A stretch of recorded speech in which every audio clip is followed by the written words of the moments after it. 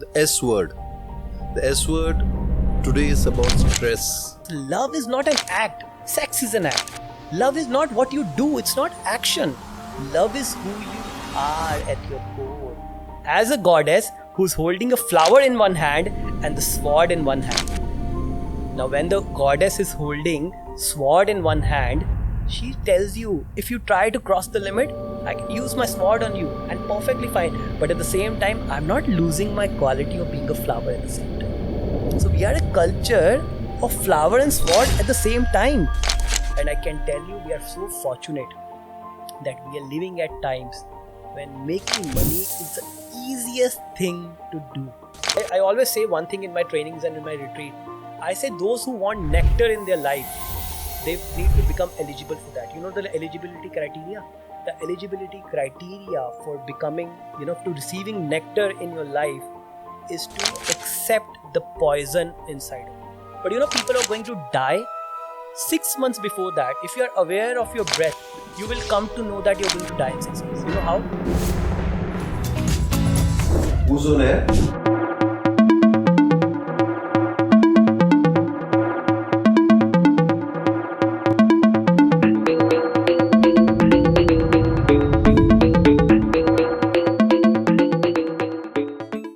Namaskaram. Here's somebody who's my बचपन का नहीं, बचपन के थोड़े पहले वाला दोस्त बना, and we met on a flight. Just on the flight, and life changed for me because he added something very special in my life. Through the conversation, I'll try to bring in that. So here's a question for somebody, जिगर का टुकड़े के लिए. Who's Karan Behal? Well, you can say your spiritual brother, first of all. That's my first introduction. Secondly, I still wondering who am I, and I think that's a spiritual journey we are on to. But I can say I'm a seeker, I'm an explorer, and an undercover yogi, and an entrepreneur as well. So over the last 10 to 12 years, I've been working on Happiitude, and I'm the founder of that company. My title is Chief Happiness Officer. I travel around the world, take online trainings and courses in around 50 countries, and train people with only one topic: happiness. How to be happy. And that's what I do for my living. That's what I do for my, for my passion. That's what I do for the betterment of the world. So when I leave this world, what do I want to leave this world for? I want to leave this world in the hand of happier people who are more joyful. And if that summarizes what I do, yes, I'm a serial entrepreneur. I've been involved in many businesses and always have been, as you know already. And yes, my biggest idea in my head when I ask about myself, that who am I, the first thing that comes to my mind is that I'm a spiritual seeker. So that's where the S word today is about stress, and stress is something which probably pulls out the happiness from people, makes them stressful. So what are the kind of practices आपको लगता है practices people should do to take it out from their life? Yes, stress is a new S word, and let's understand where is this stress coming from? Okay, stress is not coming from the work that we are doing. Stress is not coming from the mother-in-law or from the wife or from the husband. Stress is not coming from the situation you are in actually. Stress is coming only from one place. You want to be right. You want to be perfect. Your need to be right and your need to be perfect is what brings stress. And the stress is something that actually is going to even enhance, increase even more from here, because people are somehow trying to find a perfect way of living their life, and they're not able to find it. And if you ask me the quick strategy, quick tool to deal with the stress, I can say you need to drop your need to be right all the time. And how can I do that? I know when I say this, people say it's easy to say. Okay, I give you one small practice you can do. You drop only one word from your vocabulary. Okay. Only one word. If you can do that, I can tell you 80% of your stress will go away. You want to know what that word is? Yes. Drum roll, please. Stress. Should. should is the word that people use that bring lot of stress in their life. My life should be like this, people should be like this, situation should be like this. In Hindi we say ऐसा होना चाहिए, उसके साथ ऐसा होना चाहिए, वो ऐसा होना चाहिए. Everything which comes with the word should brings stress to me. If you look at your life, you will understand what I'm saying. And if you drop only one word from your vocabulary, I can tell you 80% of your stress will go away. And you will wonder, what the hell? The life is same, everything happening. I was doing the same thing yesterday, I'm doing the same thing today. Why I'm less stressful today? Just because you have let go of your expectation, you have let go of your ability to be, your need to be right and to be perfect. You mean to say कि you expect too much from people is what you have to reduce? Not just from the people. You started expecting too much from yourself also. You expect from the people that you don't even know them. You're driving on the street, there's somebody honking behind you. You expect that person to have manners. Okay? Now that there's nothing wrong with that expectation. But the problem is you're not going to teach manners to that person. You're just going to end up, hurting yourself, creating suffering for yourself, which will continue for the day. You will take it to your office, you will take it back home, and you will carry it in your life. That's what people are doing. So, how about anxiety? Is anxiety the same as stress, or it is different? That's what people like to believe anxiety is. I tell you, anxiety is exactly same, just with one difference, but exactly same as adventure. Okay. People love adventure. Everybody wants to go on adventure. Everybody wants something adventurous in their life. If they don't have adventure, they feel my life is very boring. But anxiety and adventure are almost same, just one difference. And the difference is, with adventure, you have willingness to accept the outcome, whatever that outcome is. When you are in adventure, you are willing to accept the outcome of that. But in anxiety, you're not willing. You're not willing. That's why you have anxiety. And you creating that anxiety, thinking about the future, out of the thousands of possibility which might happen, you intentionally picking up one possibility which is not in your favor and creating anxiety for yourself. So I'd heard this very profound thing recently. See, one is the guilt which kind of kills you, and second is the fear. Guilt of something which has happened in the past, fear of something which is yet to happen. Yeah. So aren't these both the cases of anxiety? It is, right? No, guilt is not connected to anxiety actually. Guilt is a very smart feeling. I tell you why it's smart. Because it's not a natural emotion. Guilt is a socially created emotion. I give you an example. 20 years back, if you go home and you had two little small pegs, you go home and your father is awake, you feel guilty. You don't want to get caught. You don't want your father to know that you are drunk. But today, things have changed. Today you go home, your father opens up a bottle and give it to you. Right? Not in everybody's case, yeah. Yeah, I mean, the thing is that even if 20 years back, if somebody wants to get their daughter married to someone, the first inquiry that would happen is, ladka peeta hai ki nahi peeta? If the guy drinks, then they start thinking twice. But today the same inquiry happens, but now from the girl's side. If the girls see that a boy is not drinking alcohol, I don't want to get married to this guy. He's not cool anymore. So the guilt of what, society has set for us. And guilt is why I said it's a smart feeling. Because somehow when you feel guilty, your brain creates reward chemical for you. Reward chemical for you. Because when you're feeling guilty, you're somehow telling yourself, okay, I'm a good person. At least that's why I'm feeling guilty. I've killed somebody. Now I'm feeling guilty about it. I'm convincing myself I'm a good person. That's why I'm feeling guilty. Okay. The sickness of goodness and the sickness of morality is what bring guilt to people. And this is a tool especially designed by society, and I'm telling you, especially for women. Okay. To keep them always suppressed, because it's always, if you see, women feel more guiltier than men.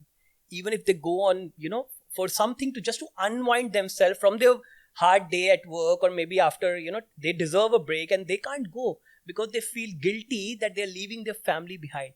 Men don't feel guilty like that. So this is a tool by the society. And when I say society, the rule of the society was written by men. The morality by these religious people who are mostly men. And they created this to make women feel, that all they need to do is be good and take care of the family.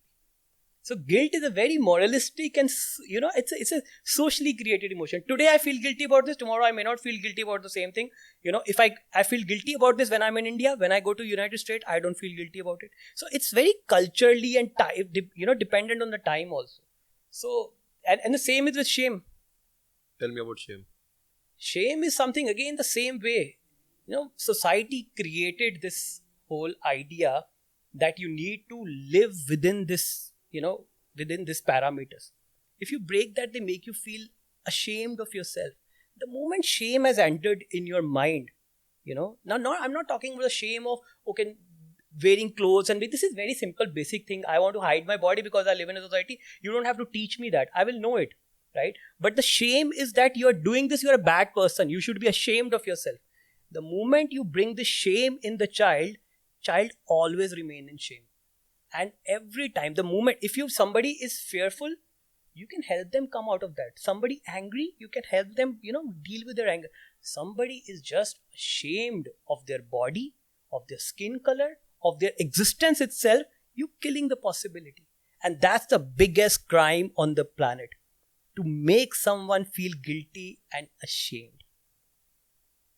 I'm coming to a very relevant topic at this point of time. The kind of raves which are now suddenly sprung up, and it's probably is happening every day. They say every 16 minutes there's a rave which is happening. Our country's been a place where the divine girl, the mother, the daughter was always worshipped. We have changed drastically, and today look at the kind of situation which is happening. We are the probably only country on the planet which still have the feminine divine alive, the goddess, the concept of goddess. There are a lot of countries in the past which used to have that. Now they have been, systematically they have killed it. They've killed it because they somehow, man is always threatened by the feminine. Not just the feminine as a woman, as a gender, even the feminine within themselves. Yeah, there is always a feminine inside of a man, because that's why in India, if you go to any home, you'll see a poster of Ardhanarishwara, half man and half woman. Because when Shakti, Parvati asks Shiva, what is a complete man? He makes her as a part of him, and he says, this is a complete man, which is 50% and 50%. The balance between my masculine and feminine makes me a complete human being. Now, the thing is that in the way the world is moving, or have always been moving in the last maybe 200, 300, 400 years, I don't know that, what you can achieve in the world, what you can do in the world has always been given more significance than what is already here. And when you want to go and achieve more, you want to do more, it's a very masculine quality. It's a very masculine quality. The feminine quality is more about nurturing, love, compassion. And you always made, to believe that these are the weaknesses. And now nobody wants to be weak, because they have to exist in the society. They have to survive in the society. And in the process of surviving in the world, masculine is very important. But now we have come to a point where survivals are taken care of. But we forgot that way. That if you want to just survive, you have your way is masculine. But if you want to flourish, your way has to be feminine. Now, you said at a time like this, when we are dealing with these kind of things, why this is happening, why women are going through so much of torture and pain, and what has happened to people suddenly. This is not sudden thing. The suppression of the sexual energy in the society is creating this even more. And it's not about the dress, it's not about anything that they say, they do. It's about the suppression inside the human being that's making them go mad. If you suppress your anger, by the end of the day you'll go mad, right? If you suppress your sadness, you will become depressed. If you suppress your sexual energy, at the end of the day you will go mad, like blind. And this madness is prevalent in the society currently. And I think it's more about letting people, in yoga we say that, in science we always talk about head and heart. But in yoga we say that it's not the first, when the child is born, Do you think child is born with the head center or the heart center? Child is not born with that. If you notice, child is not having intellect. Child is not having feelings when the child is born. You see where the child is breathing from. Child is always breathing from the navel. When the child is very little, like maybe few days, few months, it's breathing from the navel. Now, that's a very natural existential process. When you're born, that's where you're centered always. But when you start growing up, the first thing has to be through the heart, because you have a loving family, you have a loving mother who loves you, who shows the love to you. You slowly start developing heart center. That heart center brings feelings of love within you.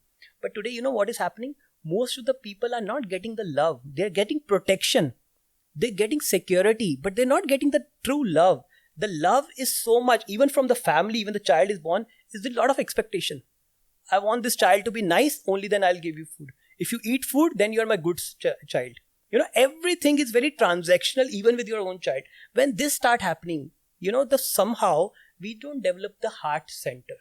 Straight away goes to the head center, because you can't avoid developing your head center. Head, which is logic, intellect, and everything.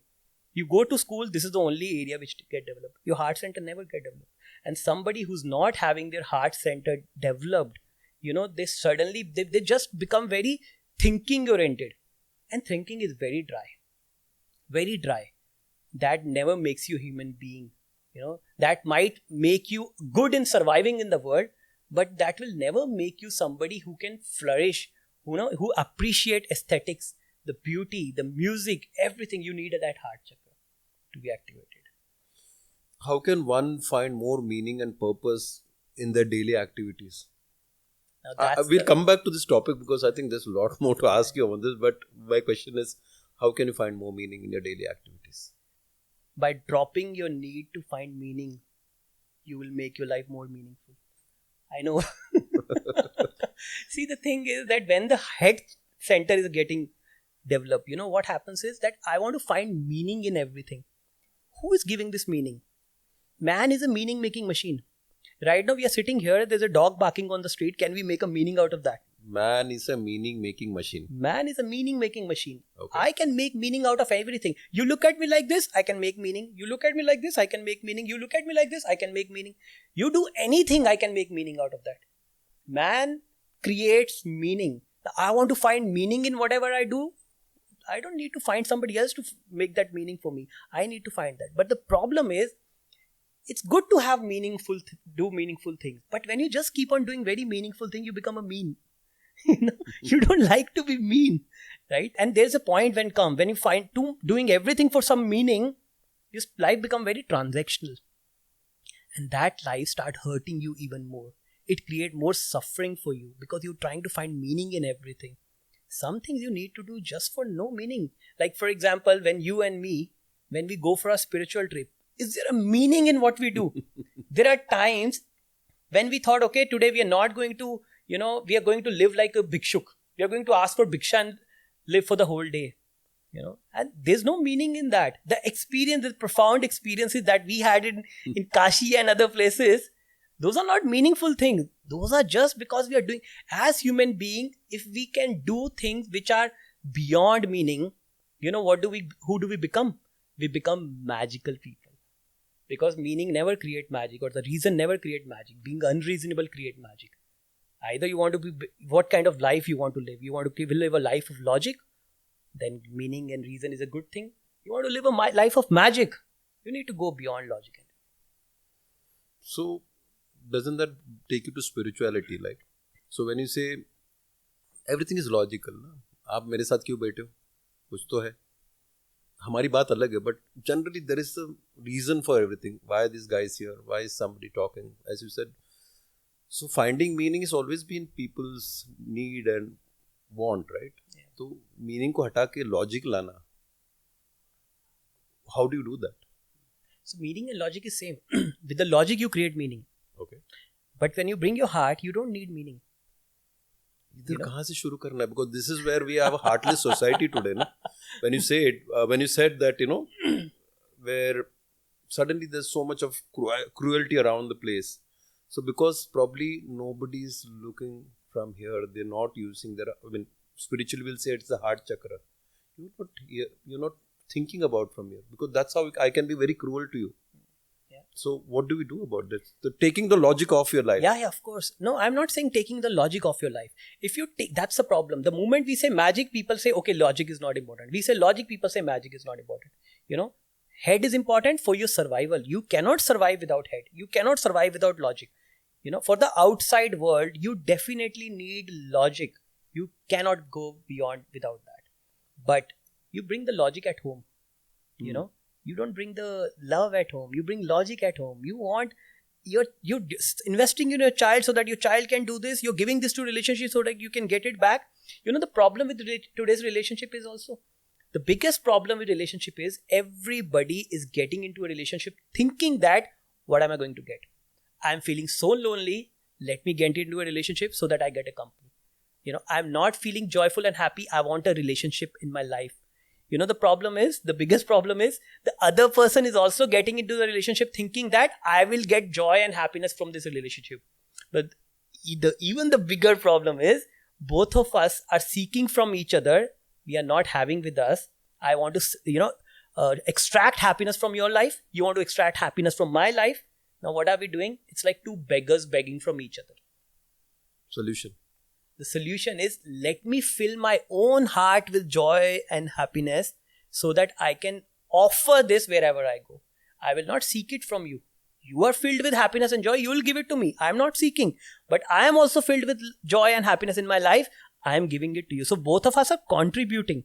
We're not looking at receiving it from each other. That's where, when you are abundant, when two rich people think, nobody cares who's paying the bill. Isn't it?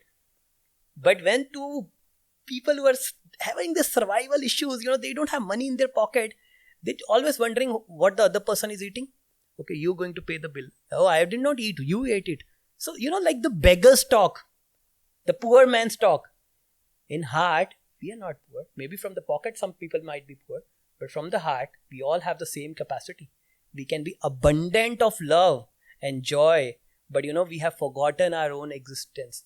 We thought somebody else is going to give me love. Somebody else is going to give me happiness. And I need somebody else to do it for me. And that's what is making me seek this rather than giving it. So whoever I met, I have people who are always, whoever has come on the show I met, they said love is the emotion which is needed. And again, going back to what is happening, love is the emotion which is missing. The question again is to the CHO. How do you develop love? If you have missed it in your childhood, how do you develop love? प्यार कहाँ से आती है? I tell you, that's the source of who you are. How? Love is the source of who you are. Joy is the source of who you are. You don't get it from others. You are the king thinking that you are the beggar. You've forgotten about your own existence. You're from where you come from. And you're thinking that you need to, beg in the begging bowl from others. No, you have it in you. The only thing is the moment. Okay, the simple exercise you can do. Whoever is listening to this, simple exercise. Close your eyes, focus on your heart, and take 3 deep breaths. And every time you're breathing, you're inhaling, you say, I'm filling my heart with love. And next time when you'll see your heart is expanding, second breath, I'm filling my heart with love. Then you're exhaling. Third one, you'll say it's even stretching more. You're expanding more. What are you feeling? You're filling yourself with more and more love with every breath. People come to our programs. I tell you, they have never seen or experienced this kind of love in their whole life when they come to us, when they come to our program. Because love is not an act. Sex is an act. Love is not an act. Love is not what you do. It's not action. Love is who you are at your core. And when you bring that in your life, we come from a culture, you become bigger than God. Radha is bigger than Krishna, that's why her name comes first. Meera is not, some stupid mad woman who's just dancing on the street. She is considered as a goddess in our culture. We come from a culture, if you can bring love in your heart, you at the peak of your experiences as a human being. Nobody needs to give it to you. You have it in you all the time, 100%, every time you have that access. But the thing is that every time I'm thinking about I'm thinking about love, my mind is trying to create love outside. Love is never in the head. It's not an emotion that is there in the head. Love is the way you breathe. Love is the way you live.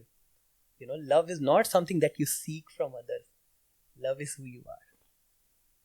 क्या बात है. Exercises है आपके CHO तो जो आपको I think they should attend your program. What are some strategies to explore personal fulfillment?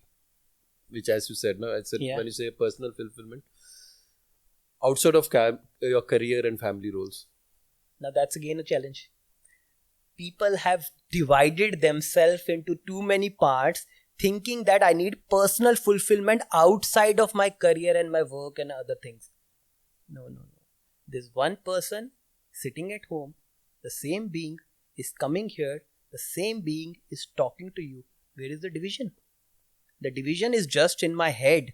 My head tells me my work is different, my life is different, my personal fulfillment is different. No. The times are gone. Even the work-life balance is not the new word. It's an outdated, absolutely outdated word. Because today is the world when people have started realizing it's work-life integration, not work-life balance.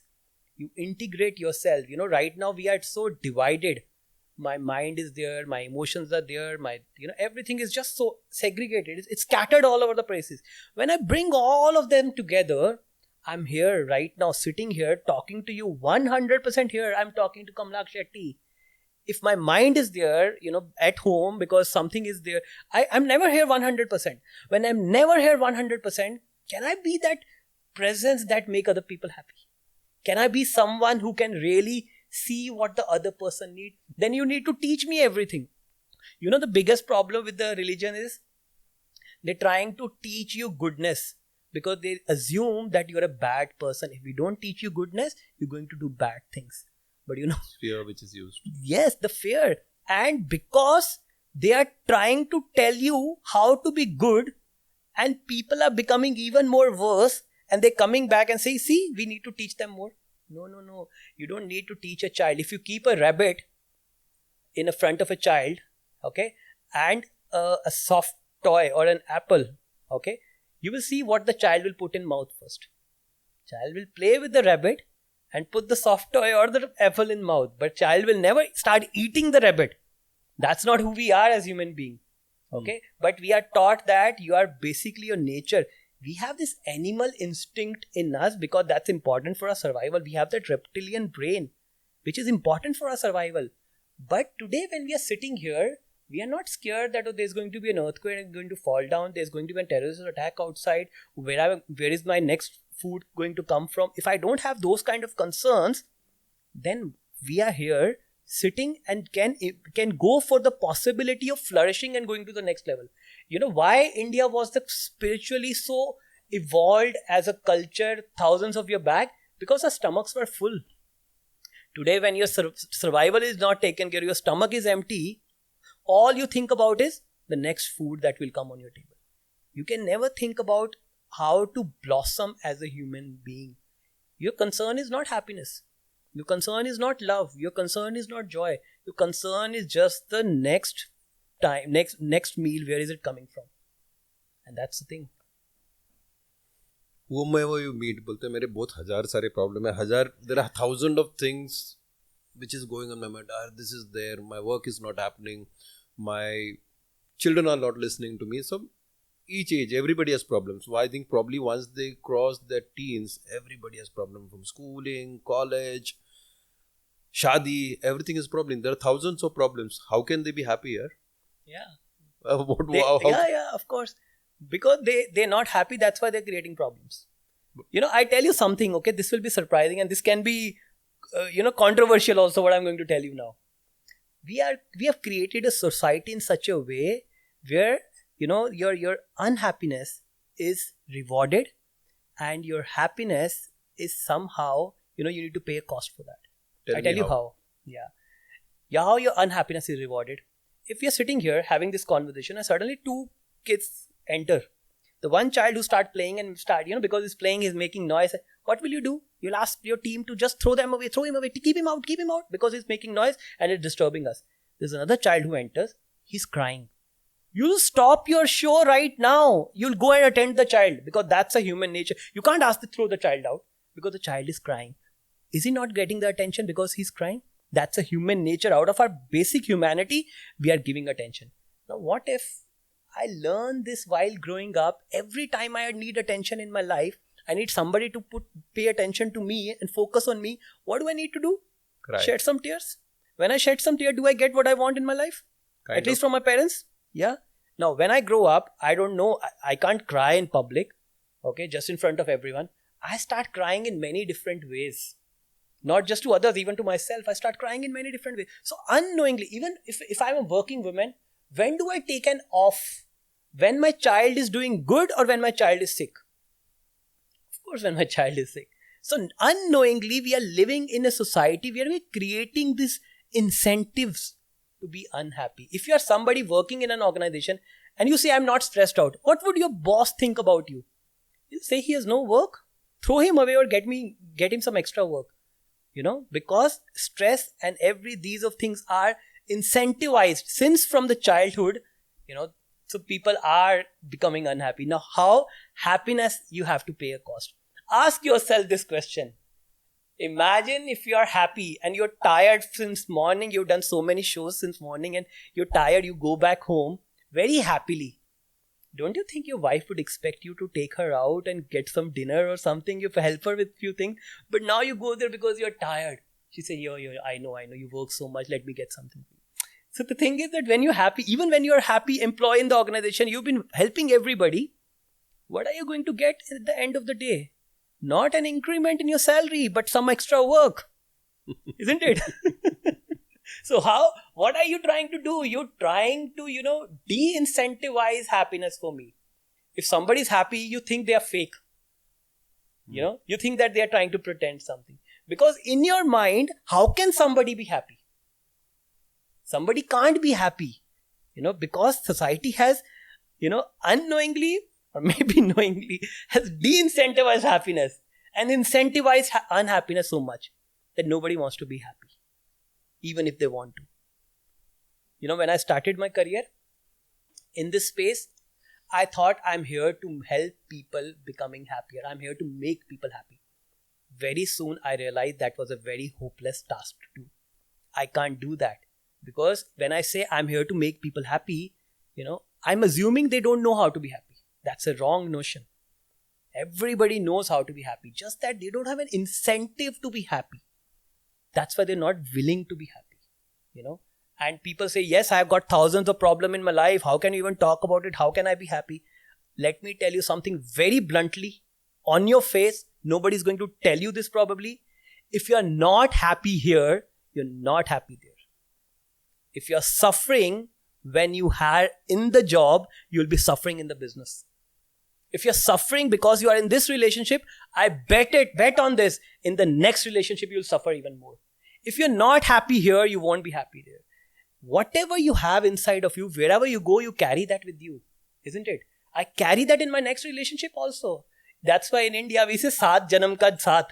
Because I know if I have to deal with the same nonsense of my own, why not deal with the same person? At least I know.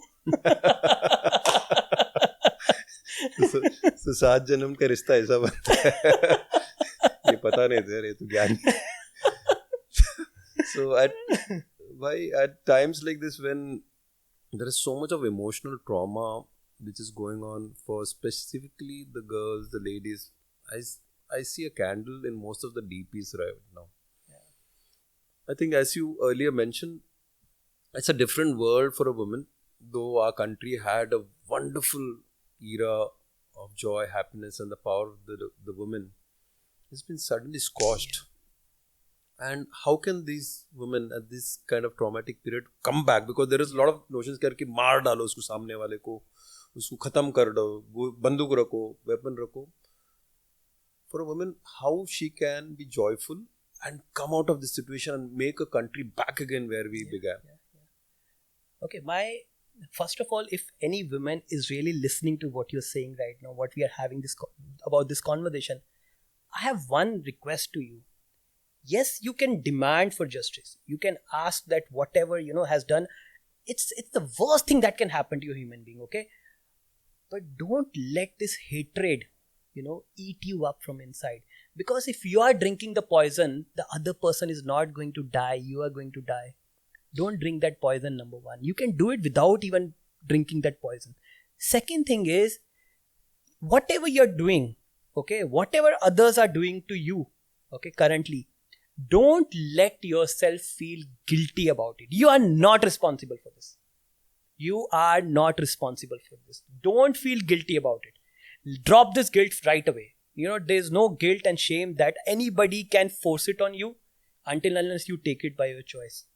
So you're protesting, perfect. You need to protest, but not with the hatred, but with the same intensity of seeking justice, perfectly fine. But you don't feel guilty about it. It's not your fault at all. I'm telling you 100%.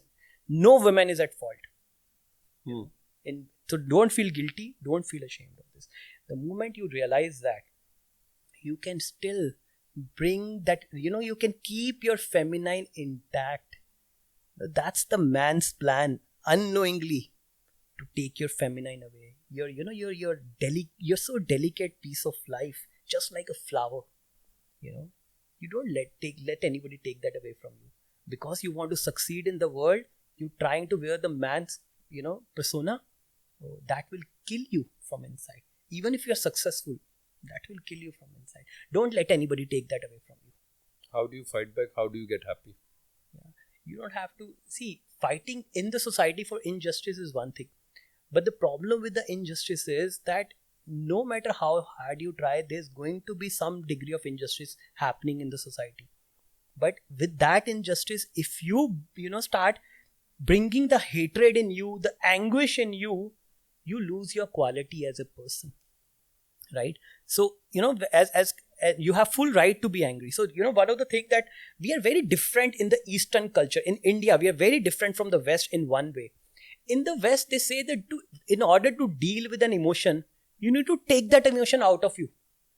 But in India, we say that you can even meditate on an emotion. Like if I'm angry, in India is the only country, probably there are spiritual, enlightened beings who used anger as a tool. Durvasa Rishi and, like Parshuram. And so they were angry. So even anger can be used for your enlightenment, but don't let that anger drive your behavior. You can still seek for everything, for the justice and everything you can seek. And you must seek that without letting it affect the quality of who you are. You are a loving and compassionate and amazing human being as a goddess who's holding a flower in one hand and the sword in one hand too. Now, when the goddess is holding sword in one hand, she tells you, if you don't, if you try to cross the limit, I can use my sword on you and perfectly fine. But at the same time, I'm not losing my quality of being a flower at the same time. So we are a culture of flower and sword at the same time. If you are a woman, you have both of this in you. You are that goddess, not just the goddess who's like, who's very sweet and good and nice. It's beautiful to be like that. But if somebody comes and misbehaves with you, you have the power to slap that also. So don't forget that you have Kali in you at the same time. You have Durga in you, but at the same time you have Lakshmi in you as well. And that's why we have this 9 avatar of goddess. It's not the 9 different kind of goddess. It's you, the 9 type of. But the problem is you're not in acceptance of one side of you. You think I'm a very nice person. And the moment you say I'm a nice person, you're denying your nastiness. And the moment you say, I'm a very angry person, I don't like to see, injustice. You start accepting the nastiness, you drop your niceness. But the thing is that you need both as a human being. If you have only one, you are an incomplete human being. You have, and I give you one example which happened to me many years back. When I started working in this space, I started realizing that every emotion need not be in reaction to a situation. It can be response to a situation also. For example, I was going from Mumbai to Jaipur. I had to take a flight, and the flight was, I reached at the airport, and the lady said the flight is overbooked. So I can't let you. And that was the last flight for the day. She said, I can give you tomorrow morning flight. I can give you some extra money and stay and all that thing. I said, no, I want to fly, but because I have a program tomorrow. She said, sorry, sir, nothing can be done. And I'm like that, just started happiness journey. I'm a peaceful guy, not getting angry. And I'm waiting what is to be done. There's another guy who reached at the counter, started yelling at the lady. And you know what happened? That lady gave him the boarding pass. And I said, oh my God, this is how anger works. I went there, I shouted at her, I got my boarding pass too. I suppose they have some extra seat. They try to, make sure that only the tough passenger or the passenger who they can't handle, they get the ticket. So I got the boarding pass. My colleague who was with me, Praveen, he did not get the boarding pass because he's a nice guy. So I brought my nastiness for the first time out by choice. And I was smiling when I was leaving the counter. My God, all my life, anger has been using me.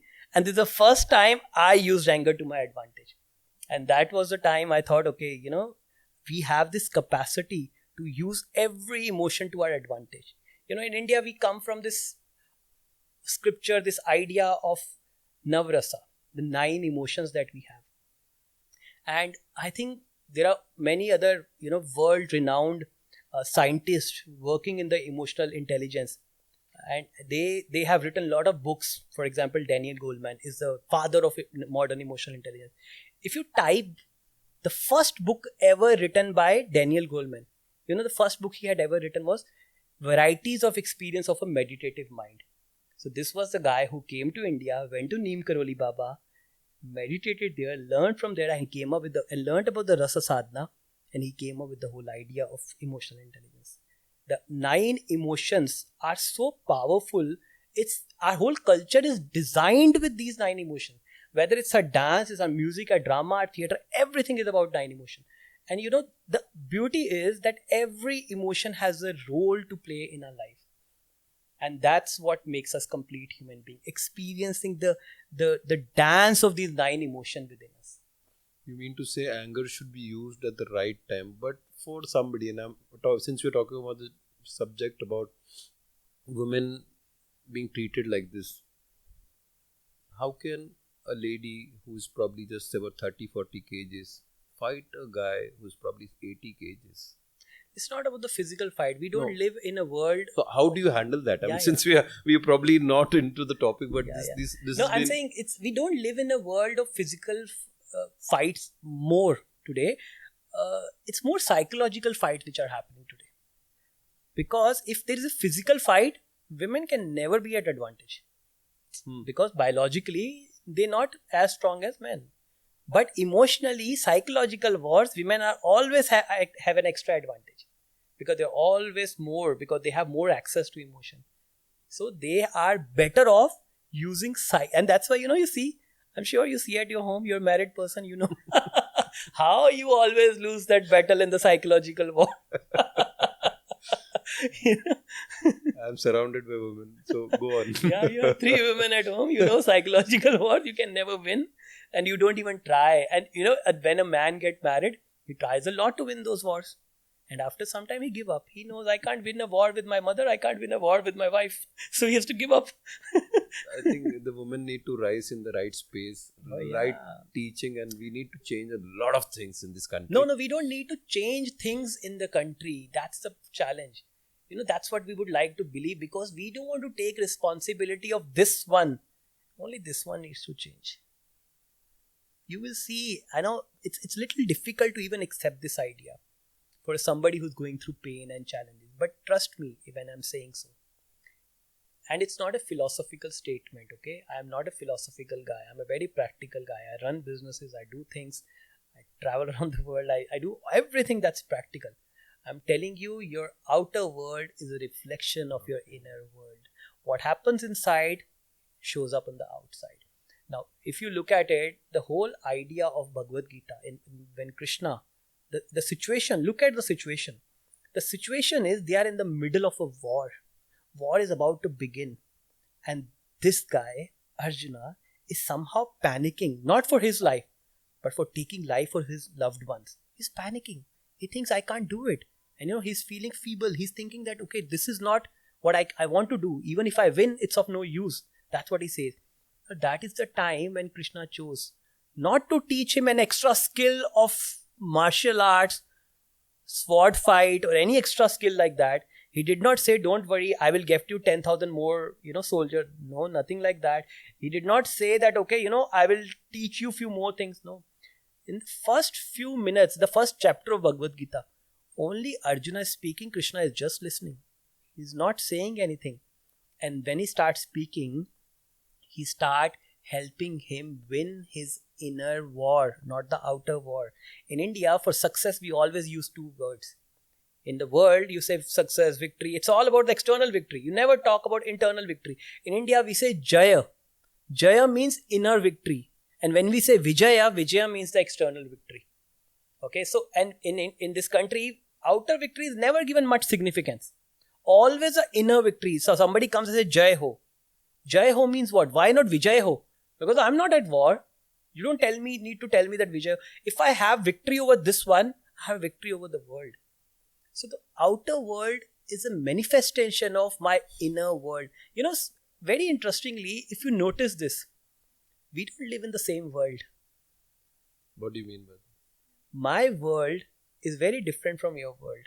My world, people are loving. In your world, maybe people are, always angry. In somebody's world, people are always, like very shrewd. They try to take advantage of you. I have a lot of examples in my space also.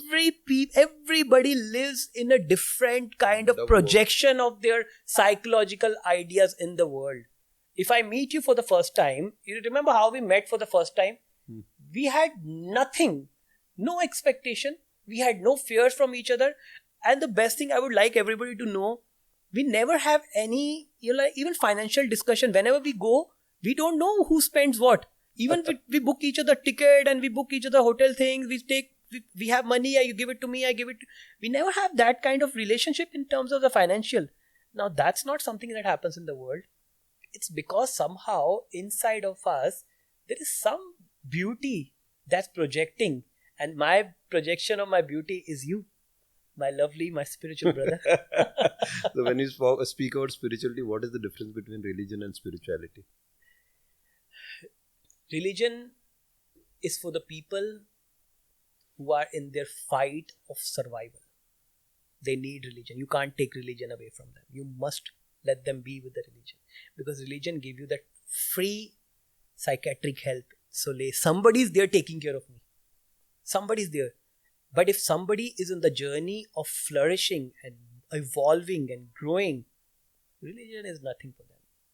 For them, spirituality is everything. Because, religion teaches you how to survive in a society, in a world, and even beyond world.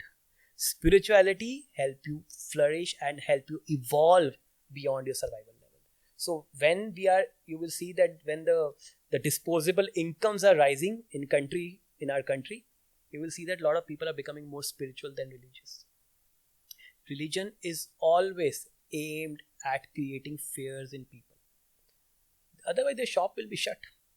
Religious shop will be shut if there is no fear, and they are using fear. And if you look at it, the idea, okay, this can be a controversial thing to say, but the idea that people have created for God, it's a very childish idea. This, as a little child, my father takes care of me. And when I grow up, my father is no longer there. I think some big father is taking care of me. You are just a speck in the existence. You think there's somebody sitting writing your stories? That this is going to happen to you, that is going to happen. Nobody bothers, nobody cares about you. Maybe nobody remembers that you exist. Yeah. But you think that somebody is taking care of me. Very important when you're in the survival fight. But when the survival is taken care of, you have grown intellectually also. And you start questioning this. Sadhgurus always say that I will ask 5 questions and any religion will crumble. It will just, fall. And I've seen people commenting, what are those 5 questions? It's not about the question. You ask any damn 5 questions to any religion in the world, it will crumble. It can also exist because somehow Because people were not thinking, somebody else was thinking for them. And they called it religion. This is profound. Yeah. But now when people started thinking, they somehow started questioning. But in religion, you're not supposed to question. I think India, we are the only culture where you can question anything. If you go to anybody's home, if you come to my home, my hometown, my parents, they have Krishna's statue at home. My wife got Bhagwan Ram's statue at home. We also have goddess at home. I got Shiva at home. Like, everybody can coexist. And even if I ask question to you, you won't mind that, how can I question your belief? No, we're not that. Yeah, today people are becoming so sensitive about every little thing. You can't ask these kind of people any questions.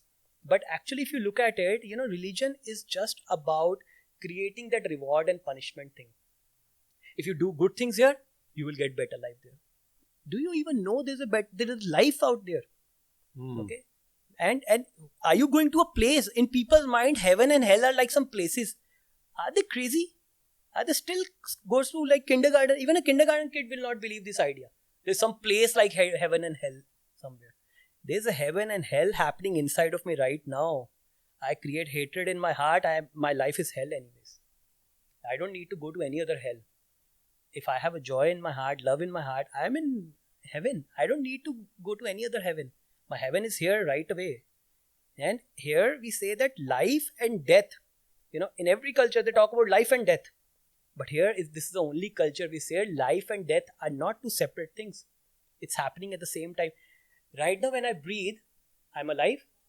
And when I exhale, so you're dead. I'm dead. Because the next inhalation do not come, I'm dead anyways.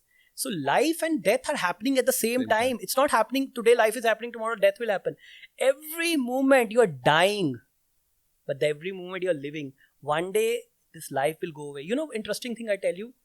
The breath. This breath, science says that this is an oxygen that we are inhaling and carbon dioxide we are exhaling. But actually, what's in yogic science and spiritual studies, they say that the air is not important actually. Air is just like a container carrying prana from the outside world to the inside. And when it goes out, it goes empty. So from the nature, I'm surviving. You read those stories when they go, bury themselves, some yogis bury themselves underground and they can still survive. Not just in India, but in Egypt and many other countries also these stories are there. How can they survive without oxygen? Because body actually don't need oxygen. It's the container of carrying that prana. Because prana is not something that is visible or measurable. So that's why, oxygen becomes very important. But actually it's the oxygen that's carrying that prana. But people are going to die 6 months before that. If you are aware of your breath, you will come to know that you're going to die in 6 months. You know how? Because the whole process reverse. How the whole process reverse? When you're inhaling, the container is empty. When you're exhaling, it's taking your prana away. And it takes 6 months for somebody to naturally die. When, slowly the prana will take away. They'll take away the prana. So, religion and spirituality, here's the difference. What aspects of life contribute to the feeling of worthlessness? What are the aspects? Hindi में बोलूंगा. हाँ, हिंदी में बोलो. Billions of sperm के साथ race लगा के यहाँ पहुंचे और अभी भी चूतिया खुद को वर्थलेसनेस मान रहे हैं. You're worthy, that's why you're here. Billions of sperms were racing with you. Bloody, you won, you are here. How can you even think that I'm worthless? This is insulting to life. This is insulting. To tell that I'm worthless, my life is worthless. Who are you to even say that my life is worthless? You just do what is important for you. You do something which is, if your own needs are fulfilled, do something for others. How can your life be worthless? Imagine yourself with the same sperm who was worthy enough to have this existence. Then you will not have that idea. So, one shortcut in your mind, the moment you feel worthy, close your eyes and tell yourself, I'm that bloody one sperm out of those billions who won this fight. You will not feel worthlessness anymore. So, see, we are getting into a lot of topics. आपके साथ और बहुत बातें करने पड़ेगा, but जल्दी से एक पूछना है कि focus on financial stress affecting other areas of life. This is a very common thing, and Yeah. most of the people, and everybody wants to make money. Your financial stress affects your life. What would financial peace look like for you? So financial stress. What is financial stress? Why is financial stress? See, finance is equivalent to survival. Like imagine yourself being that person living in the cave. You have to go and hunt for your family. Because it's raining so bad or there's some situation happening, you're not able to go and hunt. You will have that worry because you cannot survive. You will die. Now, similar thing is done by money today for you. So when you have that stress, because it's not the stress of the money, it's the stress of your own survival. You can understand it very well. But once your basic needs are taken care of and you're still worrying about the money part, it means somehow you got it wrong. This is supposed to be a tool. Money is supposed to be a tool and fuel for yourself and for your family to give you that meaningful and give you that opportunity to do meaningful things in the world and do something great in the world and for your family and have those things for you. But people have made it so big in their head. People have made it so big that as if money is like everything and they're making it so big. Money is a very small part in your life. And I can tell you, we are so fortunate that we are living at times when making money is the easiest thing to do. Easiest thing. Ask any teenager who started earning 10 lakh rupees, 15 lakh rupees every month because he started going on the Instagram and making some videos. Ask a YouTuber who just shows his personal life and start making this. Are those little kids who started earning this? The thing is that somehow you need to see things more clearly. When you're present here, you will see that everywhere there's an opportunity. When I started my business, I would always say that I will not start my business with money because any fool can start a business and grow a business with money. I said I want to start with zero. I would always start with zero. There's so much of money around. Just that I have so much in that, like my eyes are closed, my ears are closed, everybody's shut in me. I don't see that happening. My whole idea of life is scarcity. I'm telling you, there's abundance of money in the world. It's not a scarce resource actually. If you want to have one simple exercise, I can give you. Okay, this is the one simple exercise you can take. So sit here, take a deep breath, exhale, and then remind yourself, I'm here to receive more abundance in my life. Just with one mantra in your head, I'm here to receive more abundance in my life. If you just sit with one mantra in your head for 10 minutes every day.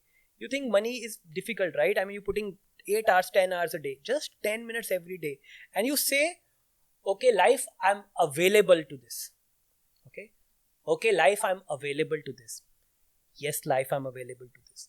Yes, life, I'm available to this. I've given this exercise to thousands of people, I'm telling you. People, they've seen wonder happening to them suddenly. The thing is, life comes and knock at your door, but you're not opening the door. It's like, you have an uncle, a wealthy uncle who lives in some other country. Okay. And that uncle suddenly, he's not spoken to you for many years. You're somehow angry with your uncle. And he comes out of nowhere, knock at your door, and you open the door and you say that, oh, he's here. You don't want to talk to him. So he sit down, you don't pay any attention to him. You're busy in your stuff. You're doing this, you're doing that. And your uncle wonders that, why he's ignoring me. And, but he has come with a secret desire. That uncle has come with a secret desire to give you part of his wealth. But somehow you're so, busy, you're not available, that he finally leaves. And the moment he leaves, your next door neighbor, who's your friend, he knows your uncle. He opens the door and say, why don't you come in? Where are you going? He let him in. He handles him. He takes care of him. He offers him something. And finally, the money that you are supposed to get from your uncle, your friend gets it. Now you're thinking that, oh, he's a cheater. He cheated me. Your friend really, betrayed you. It's not the friend that betrayed you. The opportunity came to you first. You did not take it. It's not the wealthy uncle. It's a life that comes to you every day, every moment. But you're so busy in your head that you don't see it. You don't see it. Why people who have money and abundance in their life, why can't they see an opportunity that you can't see? It's because you're so shut in your head that, you don't want to see it. So one way to open yourself is to sit 10 minutes every day, keep your phone aside, switch it off, don't talk to anybody, no disturbance in the room. You're not meditating, you're not doing anything, simply sitting here and telling life, letting life know that yes, life, I'm available to you, throw whatever you want. Yes, life, I'm available to you, throw whatever you want. You can say it with me. Yes, life, I'm available to you, throw whatever you want. I'm available. Gen Z, the new generation, why are they feeling so lonely? Why? See, being alone and being lonely are two different things. You know why they are feeling more lonely nowadays? Because they are afraid of being alone. Those who know how to be alone never feel lonely. People who don't know how to be alone will always feel lonely. No matter what you do, with how many people they are with. You know, in UK they have a ministry of loneliness. You know that? क्या बात करते हैं? यहाँ पर भी होगा कुछ नाम. Yeah, they have a ministry of loneliness. Why? Because somehow in the Western world and the mannerism and the etiquettes and everything, make you a gentleman, but never let you be the gentle one. Societal term, moralistic, everything, you're a very nice person. One interesting thing I tell you, in Portuguese, there is a saying that says that hell is full of good people. Okay. People who think they are good, they end up creating more, nonsense, suffering for the world. All the good people, like, you think Hitler thought that he's bad? We know he's bad, but he thought he's a very good guy. He's doing great things for his race, for his Aryan race. He's doing some great, wonderful things. That's what he thought. And with his goodness, he could do more harm. If somebody thinks that I'm a bad person, you will see that they will limit their harm to the world, because nobody wants to be bad. But people who convince themselves that because I have my God telling me to kill those people, and out of my goodness, they will create more harm. So the whole idea of why these people are feeling more lonely, it's not that, there are people who are talking about the nuclear family and the social circle is reducing hundreds of years. Absolutely, those are valid reasons. I'm not saying those are not valid reasons. But the fundamental of this is you don't know how to be alone. And that's why loneliness is the issue. But how can you, today everything is accessible on your palm. So when you're saying loneliness is anyway taken care by multiple reads, you just swipe, it goes on. So how do you stop? That's again not loneliness. No, because I'm talking about Gen Z. Yeah, Gen Z. Gen Z's, why are they so riled up, like what we spoke about? Yeah, because somehow, even if they're going to the toilet, they're listening to the music. They don't want to be alone. If they're running, they're walking, they're playing, something is being played. They're always talking to someone, they're always on the phone, they're always something, because they're scared of being alone. If you don't know how to be alone, you will always feel lonely. Yeah, that's why meditation, and across Europe and even especially in US, they're teaching mindfulness to kids. Why? Because they have realized that you need to teach these kids how to be alone and still be okay with it. Spending time with yourself is very, very important. Those were the time when people they used to read books. Yes, reading book is still talking to the author though somehow, because you're not talking to yourself, you're talking to someone when you're reading the book. But that's still better than when you're constantly on listening to something and doing something, because this somehow gives you a false idea that somebody's there. Why do you play music when you are in the toilet? Just try doing this. Sit for 10 minutes, do nothing, no music, nothing. You will see that your mind will twist and turn in 100 different ways. If you can't sit for 10 minutes with yourself, you want somebody else to be with you and enjoy. No, you can't enjoy yourself. You want a drink to numb your senses, because you can't be with yourself. When you're sitting alone, you want to have a drink. Why you want to have a drink? Because when you have a drink, you numb yourself. You are avoiding yourself. This is the nature of the mind. Mind wants to avoid its own company, because it knows that the moment I'm in my own company, I will know my nastiness also. I don't want to see that. And the moment I see my nastiness and I accept who I am, as a good, as a bad, both ways. The moment I start accepting that, I will come to Shunya. And Shunya is that silence. Nobody wants that. Nobody wants to be that silent. People, even if you are not meditative, silence can torture you. But if you're meditative, silence can help you evolve and grow and make you blissful. We have experienced those moments and we do it every day. Like you close your eyes and there's so much silence inside of you that you start experiencing the joy and the bliss through your tears in your eyes. That's the beauty. We are fortunate that we have that access because of our guru. The guru says a lot of things. That's going to be another podcast. But when you're talking all this, do you think positive thinking works? Okay, Because so that's been always been propagated. Positive karo, positive thinking karo. Does it work? if positive thinking has to work, I should know what is positive, right? Right. So there was a research that happened between two group of people. One was first group had people who won $1 million plus lotteries. Second group, they were paralyzed and bedridden because of some accident. These two group of people were studied, and the lottery winners were happier. After some time, they came on the same level, and after 1 year, the paralyzed people were happier than the people who won lotteries. That's a very important study in positive psychology. The idea is, do we even know what is positive? And if we know what is positive, and I want to focus on that, I'm saying that I don't want to focus on negative. Okay. Now, suppose I know what is positive and I want to focus on that, which means I don't want to focus on negative. It's like I ask you to close your eyes and not think of monkeys. What will you end up thinking more? People don't want to be negative. That's why they're becoming more negative. And now, third part is, if you think that, okay, you can focus on positive, you know what is positive, okay, which means don't see the negative. If I don't see the negative, I'm looking at half a picture. If I look at a half a picture and I take some decisions based on that, do you think my decisions are going to be right? Because based on half information. So I try avoiding negative and I try even more and harder, thinking that negative will also ignore me. One day this negative becomes so big, come in front of me, and I don't know how to deal with it. My credit card bill is rising. It's negative. I don't want to focus on that. Try doing that for 6 months. The credit card company will reach your home to catch you. Yeah. Any negative. See, thing is that a lot of time people think that they know what is positive. Right now, I don't have a job. I think getting a job is the most positive thing in my life. The moment I get the job, I get settled in that, I start suffering in the same job. I'm not in a relationship thinking that, now I think that if I get a relationship, that's the most positive thing for me. The moment I get into a relationship, I settle into that, the same relationship becomes the reason for my suffering.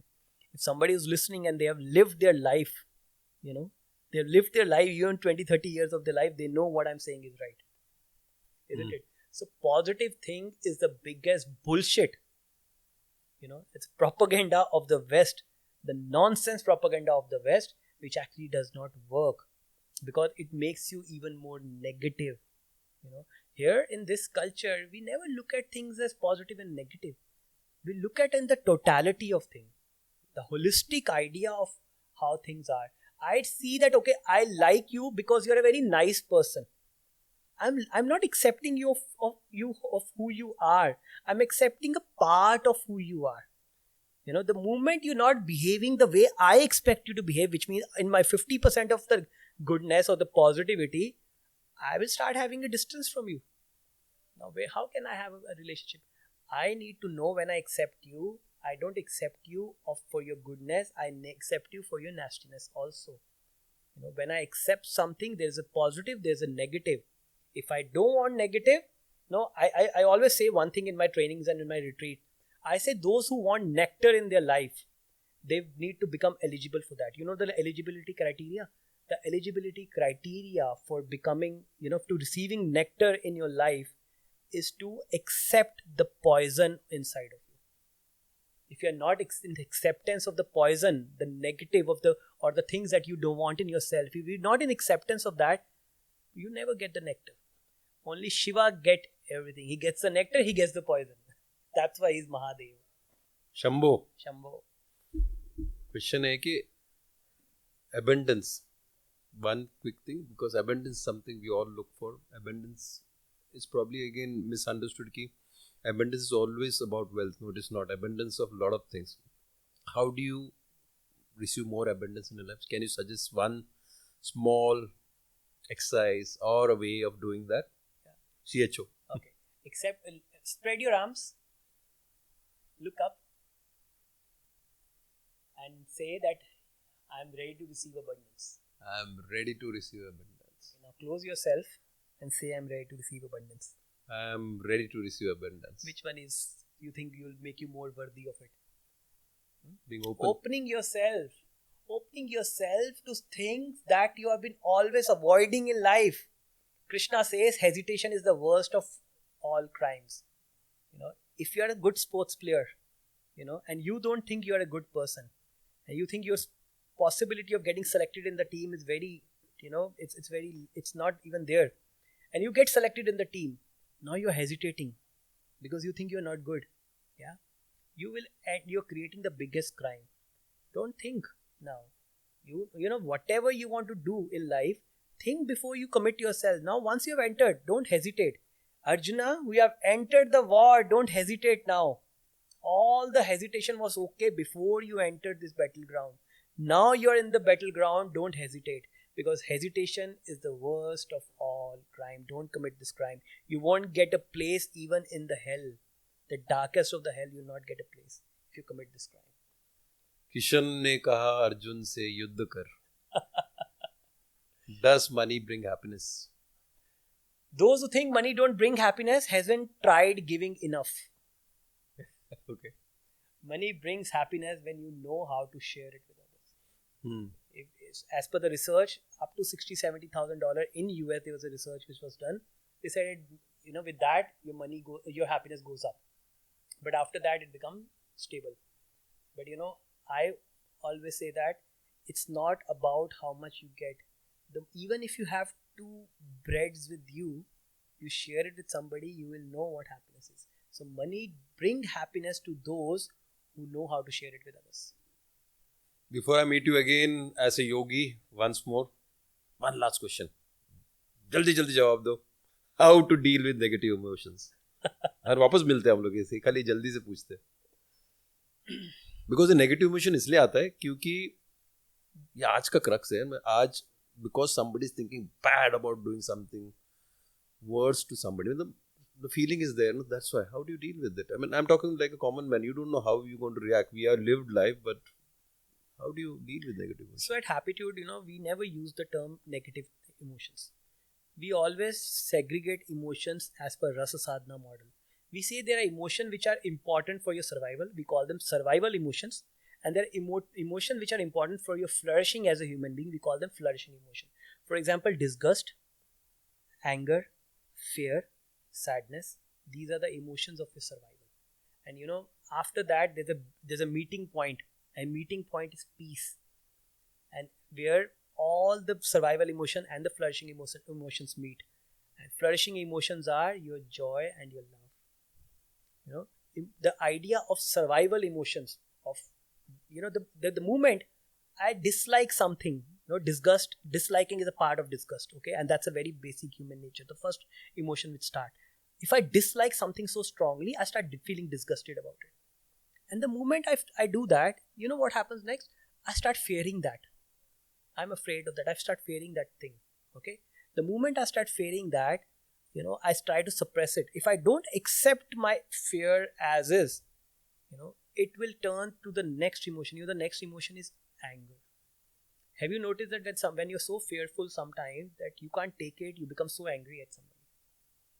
That follows up. Yeah. And the anger, when the emotion of anger is completely, expressed, or you've completely lived it, you are in acceptance of it, the anger turns sadness. Have you noticed when you're so angry, so mad that once the anger is gone, you start crying? Because you allowed the anger to complete its cycle and becoming sadness.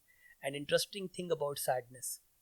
In Ras Sadhana, there is no separate word for sadness. Sadness is called Karuna. Karuna means compassion and Karuna means sadness. When you are sad, you're compassionate. When you're compassionate, you're sad. So sadness is not bad. Sadness is a very basic human emotion. Today, the more people feel negative emotions is because they don't want to feel sad. In India, we used to have a culture, we still have it for the name's sake. When somebody dies, for the next 13 days, you are in that mourning period. You allow yourself to be sad. In many parts of the country, they don't let you sleep on the bed. They don't let you have the spicy food. They don't let you have anything sweet. They don't let you have any pleasure so that you can be in the sadness for the 13 days. Once the cycle of sadness is over inside of you, you're free from that. The thing that you attain after, the emotion that you attain after that is peace. Have you noticed when you cry your heart out, you feel so peaceful afterwards? Now, somebody who's peaceful, it's very easy for that person to be joyful. And somebody who's joyful, it's very easy for that person to be loving. Now, the question you asked me, how can somebody be loving? That's why our work is not to teach people how to love. They already know. Our work is to take people to the joy, because when somebody is joyful, they'll be loving anyways. Our work is done. इतना प्यार दिया आज आपने. So much of love, my bhai. Thank you so much, sir. I mean, thank you so much for being on the show. और एक बनता है. Yes. बनता है, and thank you so much, my bhai. Namaskaram. Thank you. Namaskaram. मिलते हैं वापस योगी बन के.